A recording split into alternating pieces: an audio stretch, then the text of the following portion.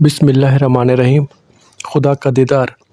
اس نظریے کے قائل افراد نے روایت کی ہے کہ حضرت صلی اللہ علیہ وسلم قیامت کے دن اپنے رب کو دیکھیں گے۔ چنانچہ یہ روایت ملاحظہ ہو، قیامت کے دن جب انبیاء شفاعت سے انکار کر دیں گے تو مومن میرے پاس آئیں گے، میں شفاعت کے لیے جاؤں گا اور اپنے رب سے اجازت طلب کروں گا۔ مجھے اجازت دے دی جائے گی۔ جب میں اپنے رب کو دیکھوں گا تو میں سجدے میں گر جاؤں گا، میں شفاعت کروں گا، پھر دوبارہ جاؤں گا اور جب اپنے پروردگار کو دیکھوں گا تو میں سجدے میں گر جاؤں گا۔ حضرت صلی اللہ علیہ وسلم سے اس سلسلے کی ایک اور حدیث ہے، اللہ تعالیٰ قیامت کے روز بندوں کے پاس فیصلہ کرنے کے لیے اترے گا۔ ایک اور حدیث میں ہے، تم اپنی آنکھوں سے کھلم کھلا اپنے رب کو دیکھو گے۔ مسلمان قیامت کے دن اپنے رب کو ایسے ہی دیکھیں گے جیسے کہ وہ چاند دیکھتے ہیں اور اس کی رؤیت میں کوئی شک نہیں کریں گے۔ اور اس دن اللہ تعالیٰ فرمائے گا، جو کوئی کسی کی عبادت کرتا تھا وہ اس کی پیروی کرے۔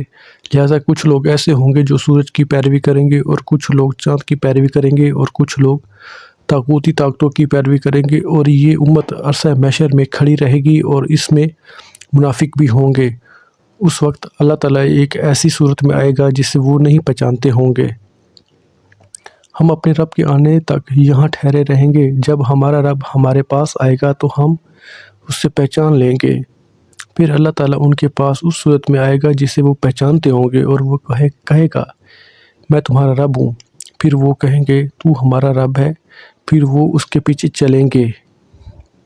ایک اور روایت میں یہ الفاظ وارد ہیں، قیامت کے دن آخرکار ایک ایسا وقت آئے گا کہ جب عرصہ محشر میں صرف وہی لوگ باقی رہ جائیں گے جو خدا کی عبادت کرتے ہوں گے، اور ان میں نیک و بد ہر طرح کے انسان شامل ہوں گے۔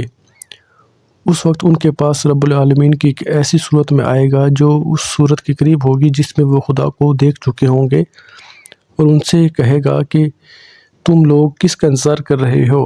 لوگ کہیں گے، ہم اپنے معبود رب کا انتظار کر رہے ہیں۔ وہ کہے گا، میں ہی تمہارا رب ہوں۔ لوگ کہیں گے، ہم خدا کے ساتھ کسی کو شریک نہیں کرتے، اور وہ یہ جملہ 2-3 مرتبہ دہرائیں گے۔